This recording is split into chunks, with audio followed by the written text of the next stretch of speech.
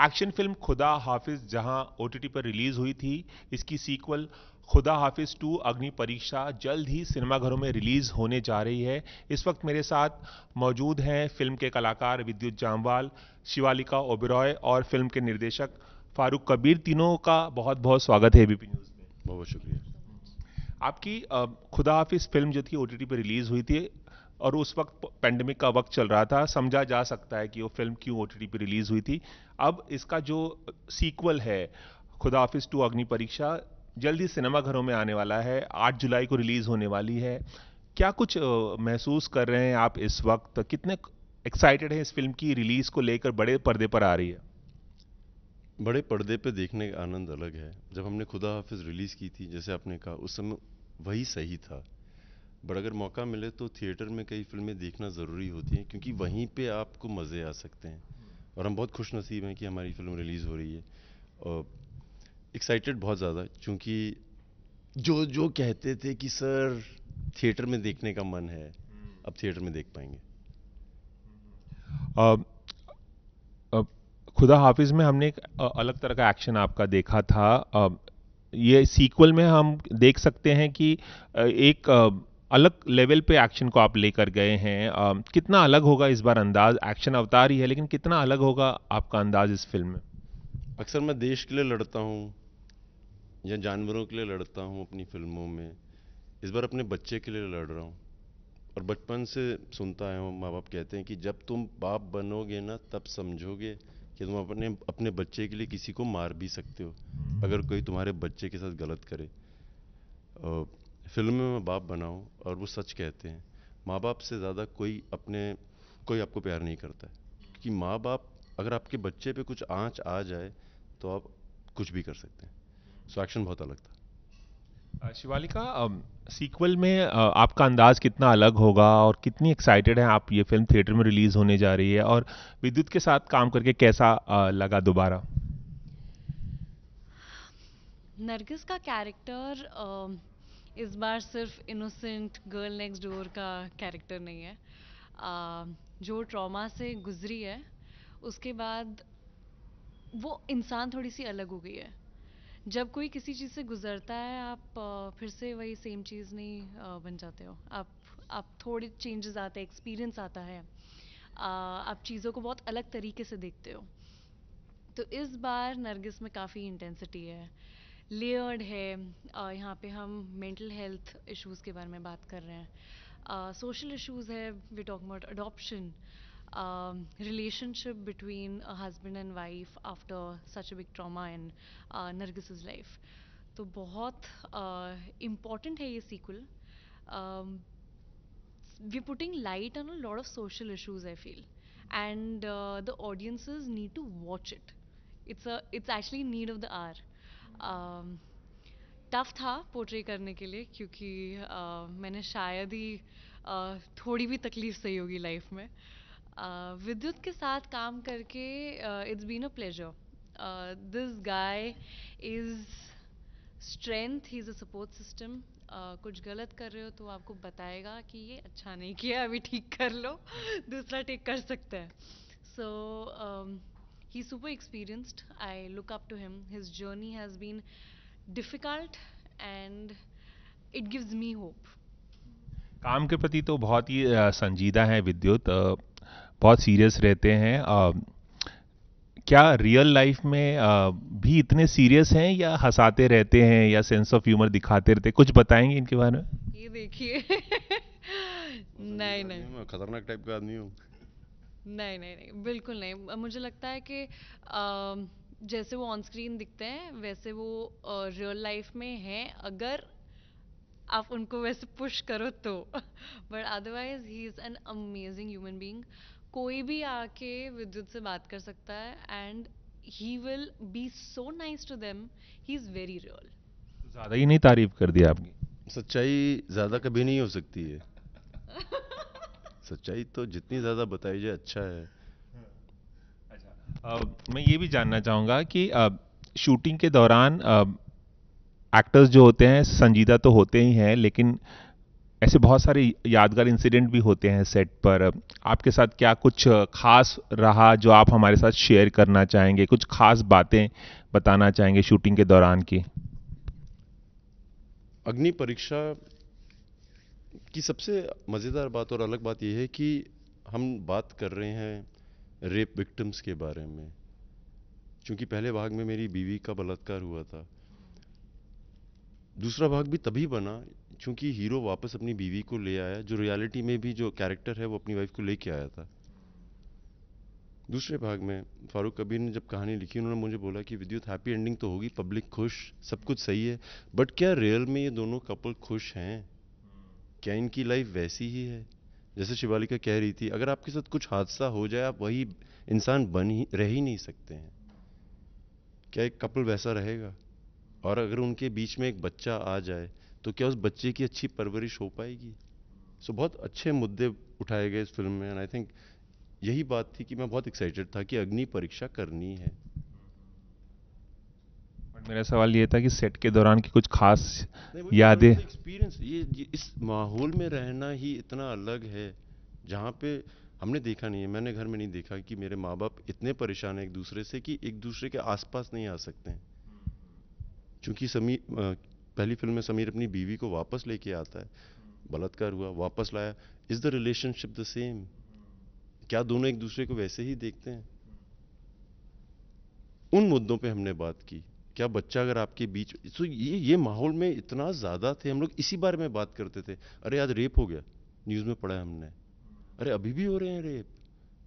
मतलब हम तो 2009 की कहानी बता रहे थे, आज के जमाने में भी रेप हो रहे हैं जहां सब कुछ इतनी अवेयरनेस है। ये सब मुद्दों की बातें अक्सर होती थी, अक्सर। फारूक, आपकी फिल्म खुदा हाफिज जब ओटीटी पे रिलीज हुई, उसे काफ़ी तारीफ मिली।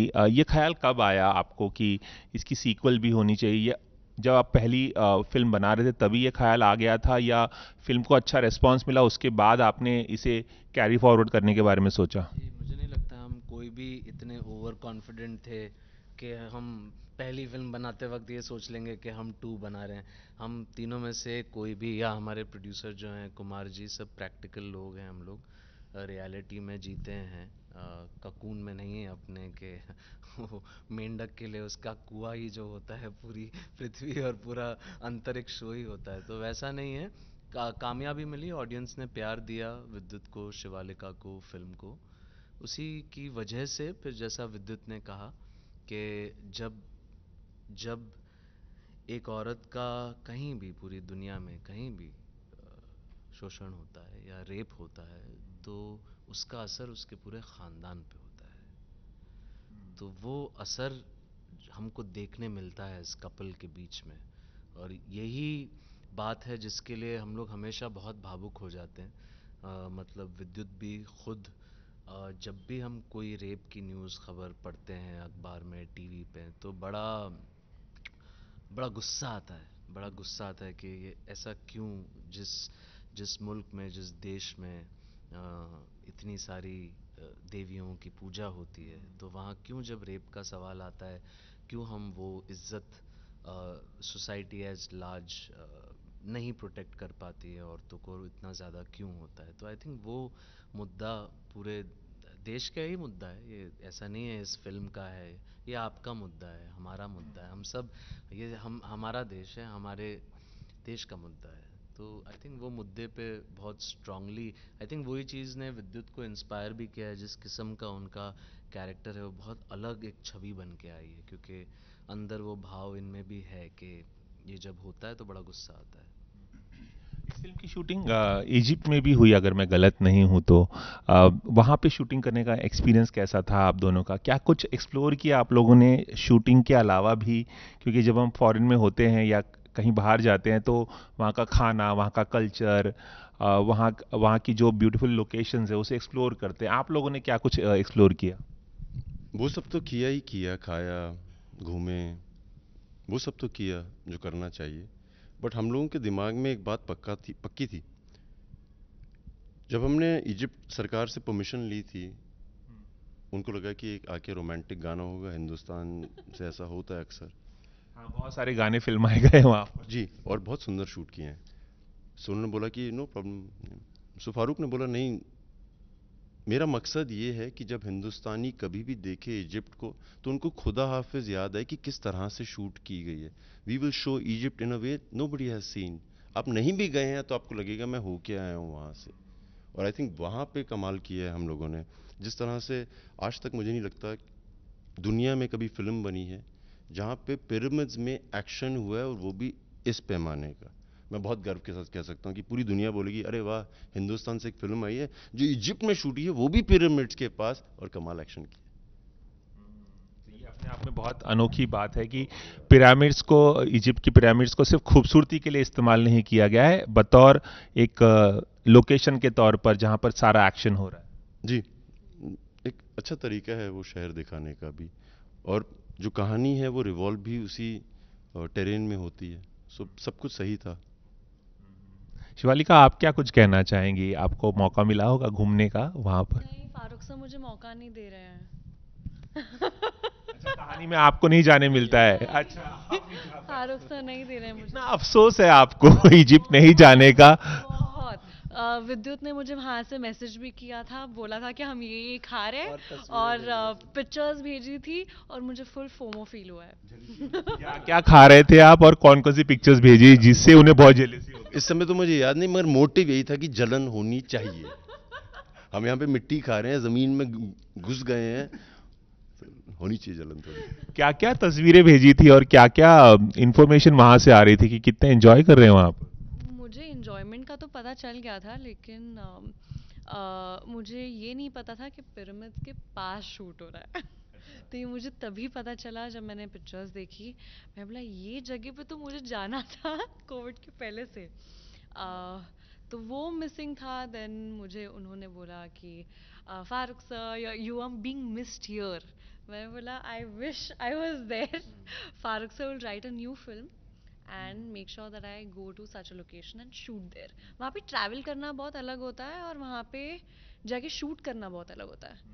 तो मुझे सर, आपने इनकी डिमांड सुन ली होगी कि जब पार्ट 3 आएगी तो आप भी कोई फॉरेन लोकेशन में ले जाएंगे. जी ज़रूर. नहीं, एक और अच्छी बात ये रही इजिप्ट के शूट के लिए कि आपके एबीपी के जो लिसनर्स हैं, कि इजिप्ट जो होता है बहुत लोगों की ज़िंदगी में एक ख्वाहिश होती है जाके पिरामिड्स देखना. तो आके फिल्म देख लीजिए, 8 जुलाई को आपकी ख्वाहिश पूरी हो जाएगी. वन ऑफ द वंडर्स है, तो सब हर कोई देखना चाहता है. इतनी खूबसूरत जगह है. शूटिंग के अलावा मैं जानना चाहूँगा कि क्या कुछ आपने एक्सप्लोर किया वहाँ पर, क्या यादें आप लेकर लौटे हैं इजिप्ट की बतौर? इस फिल्म में ये एक्शन कोरियोग्राफर भी बन गए हैं पूरी तरह से, फुल फ्लेजेडली. तो उसके बारे में ज़रा पूछिए इन्होंने. तो मेरा अगला सवाल वही होने वाला है, पहला ये सवाल. मैं दोनों का जवाब एक साथ दे सकता हूँ. पिरामिड्स में बहुत चीज़ें एक्सप्लोर करने की, मगर जो कमाल किया हम लोगों ने, क्योंकि हम फिल्म शूट कर रहे हैं, हम पिरामिड्स के अंदर भी गए. आप जा सकते हैं, और मुझे लगता है जी. सो एक अलग सा अनुभव है कि आप वहाँ जा रहे हैं, जो एक शमशान घाट भी हो सकता है. एक शमशान है वो, कब्र थी वहाँ पे. सो अंदर जाने का जो अनुभव है, मुझे लगता है वो हर आदमी को एक्सपीरियंस करना चाहिए. बहुत खतरनाक है, ऐसा लगता है कि आप मर सकते हैं अंदर, क्लॉस्ट्रोफोबिया हो जाएगा. हर बार लोग बोलते हैं कि कुछ अलग, सर बहुत कमाल किया, अब क्या होने वाला है. सो एक्शन में हमने सोचा अब खुद ही एक्शन डायरेक्ट और कोरियोग्राफ कर लेते हैं, मैं और फारूक मिलके देखते हैं क्या अलग होता है. सो ट्राई तो किया, अब देखते हैं इफ पीपल लाइक इट और लव इट.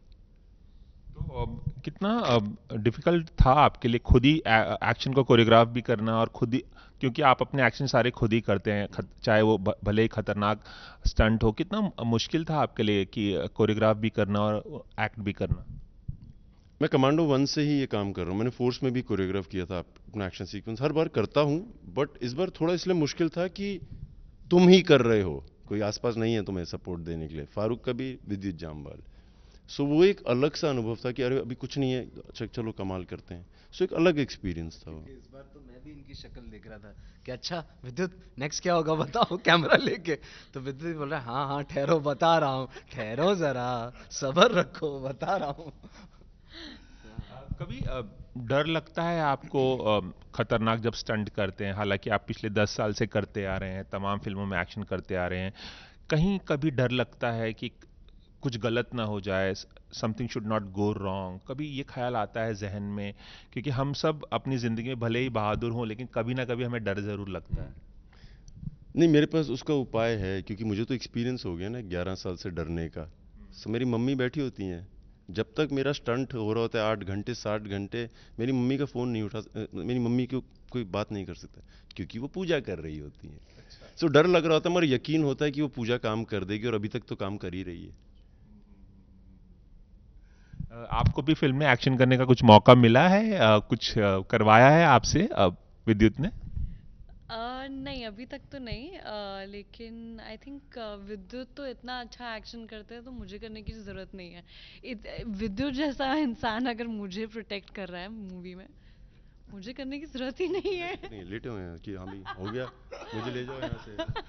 और मुझे रियल लाइफ में भी कोई तंग नहीं करता, उनको पता है मेरा को एक्टर विद्युत जामवाल है। चलिए, आपको अब बताना है विद्युत की एक सबसे अच्छी आदत और एक सबसे बुरी आदत। सबसे अच्छी आदत है कि बहुत ऑनेस्ट है। बुरी, टफ। वो फोन ज्यादा यूज नहीं करते, बुरी भी है और अच्छी भी आदत है। अच्छा, फोन ज्यादा यूज नहीं करते। हाँ, अब आपको बता बोलना पड़ता है फोन करके कि मैंने मैसेज किया है। ये बात ये अलग है इसमें, गुड वन, मुझे भी नहीं पता। डन। अब आपको बताना शिवालिका की सबसे अनोइंग आदत क्या है? नहीं, मुझे इसमें कोई खराबी, कोई बुराई, nothing bothers me about her. Every time I see her, मुझे लगता है हर जो इसको जानते हैं, if you see her you will feel happy. ये वाला होता है ना कि अगर आपके पास बच्चा होता है तो वो टेबल भी तोड़ देगा, आपको अनोइंग नहीं लग सकता है, क्योंकि शी इज अमेजिंग। मुझे फ्लॉलेस लगती है। इतनी तारीफ, मतलब बहुत खुश मिजाज हैं और सबको मतलब खुश कर देती हैं अपने बिहेवियर। बेसिकली अगर आप खुश हो तो सब खुश रहेंगे आपके आसपास, अगर आपके अंदर भड़ास है तो आप दूसरे में भी देखेंगे वो। So sweet, ये मैं पहली बार सुन रही हूँ। अच्छा, कभी इन्होंने नहीं बताया? नहीं, कभी भी नहीं। किसी ने खुद ही बताता रहा हूँ कि हाँ भाई अच्छा सुनो तुम ना, तो पूछता ही नहीं है ये सब बातें। सो कैसा लग रहा है पहली दफा इस आपकी जो तारीफ जिस तरह से वो कर रहे हैं ये सुनने के बाद? मुझे एक्चुअली किसी ने कुछ ऐसा बोला ही नहीं है, तो एंड मैंने एक्चुअली नोटिस भी नहीं किया अपने बारे में।